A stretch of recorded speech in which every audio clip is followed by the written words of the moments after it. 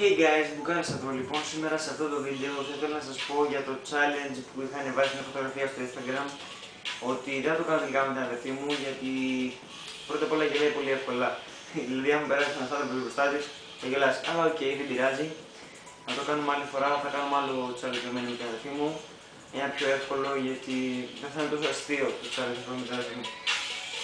Γι' αυτό θα το κάνω με έναν φίλο μου, στην ταξίδια με δύο φίλους μου, έναν παιδί που λέγεται ChrisNC, Χρήστος δηλαδή, και έναν Cordex TV, πάλι Χρήστος.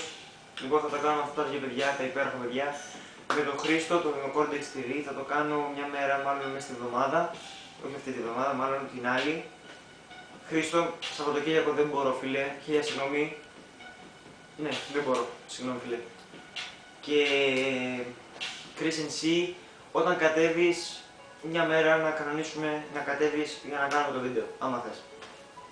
Λοιπόν, ο Χρήστος, ο Cordex TV μου είπε θα το κάνουμε μαζί, χαίστηκα. Τι μου είπε, μισό λεπτό να το δω. Μισό λεπτό. Μου λέει, με μένα θα το κάνεις, χαίστηκα, δεν σε ρωτάω. Και του λέω, οκ. Άρα θα το κάνουμε μαζί.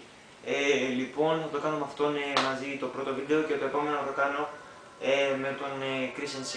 Λοιπόν, αυτό το βίντεο ήταν μικρό, μπορεί να είναι και λίγο βαρετό κάπως. Απλώς ήθελα να κάνω μια ενημέρωση για το challenge που θα κάνω.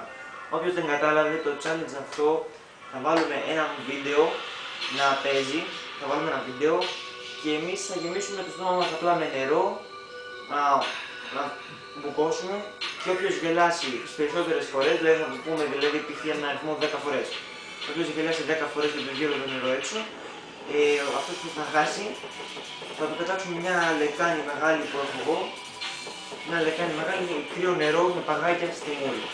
Δεν θα πονέσει, εντάξει, νερό είναι στους άλλους, το πολύ πολύ να βγάλω τα παγάκια.